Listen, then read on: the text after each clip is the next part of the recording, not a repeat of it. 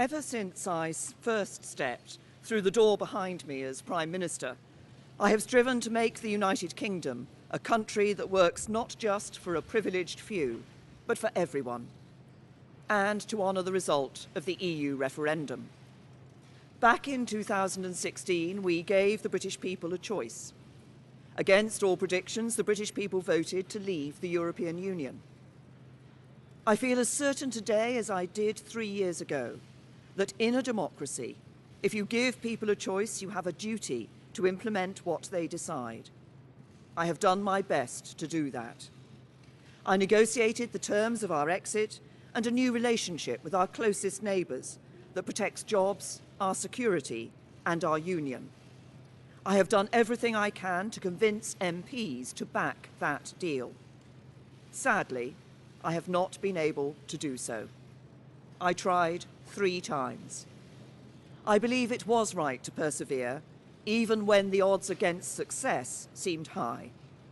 But it is now clear to me that it is in the best interests of the country for a new Prime Minister to lead that effort. So I am today announcing that I will resign as leader of the Conservative and Unionist Party on Friday the 7th of June, so that a successor can be chosen.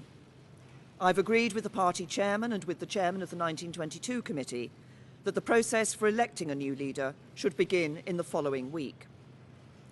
I have kept Her Majesty the Queen fully informed of my intentions, and I will continue to serve as her Prime Minister until the process has concluded. It is and will always remain a matter of deep regret to me that I have not been able to deliver Brexit. It will be for my successor to seek a way forward that honours the result of the referendum. To succeed, he or she will have to find consensus in Parliament where I have not.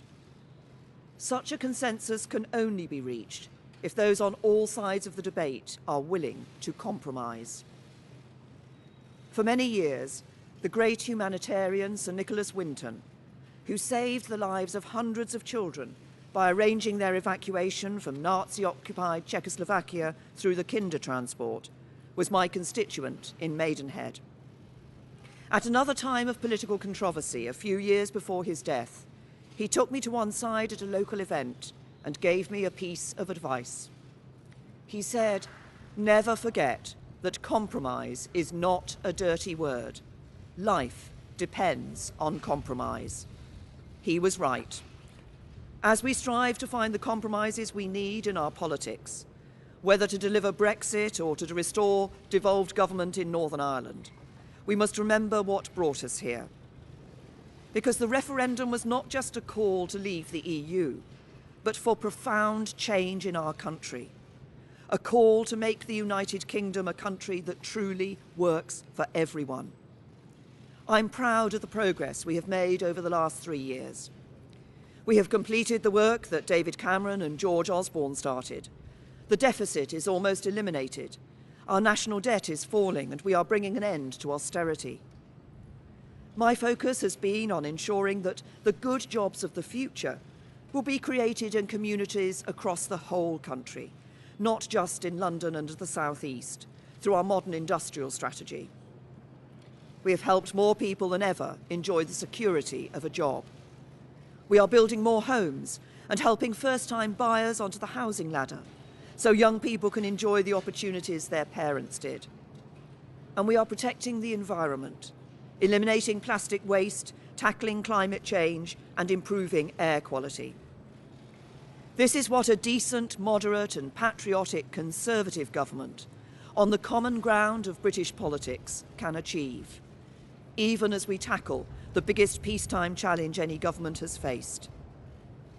I know that the Conservative Party can renew itself in the years ahead, that we can deliver Brexit and serve the British people with policies inspired by our values. Security, freedom and opportunity. Those values have guided me throughout my career. But the unique privilege of this office is to use this platform to give a voice to the voiceless, to fight the burning injustices that still scar our society. That is why I put proper funding for mental health at the heart of our NHS long-term plan. It's why I'm ending the postcode lottery for survivors of domestic abuse. It is why the race disparity audit and gender pay reporting are shining a light on inequality so it has nowhere to hide. And it is why I set up the independent public inquiry into the tragedy at Grenfell Tower, to search for the truth, so nothing like it can ever happen again, and so the people who lost their lives that night are never forgotten. Because this country is a union, not just a family of 4 nations, but a union of people, all of us. Whatever our background, the colour of our skin, or who we love, we stand together, and together we have a great future.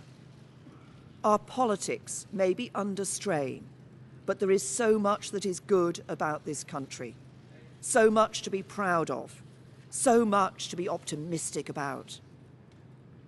I will shortly leave the job that it has been the honour of my life to hold. The second female Prime Minister, but certainly not the last. I do so with no ill will, but with enormous and enduring gratitude to have had the opportunity to serve the country I love.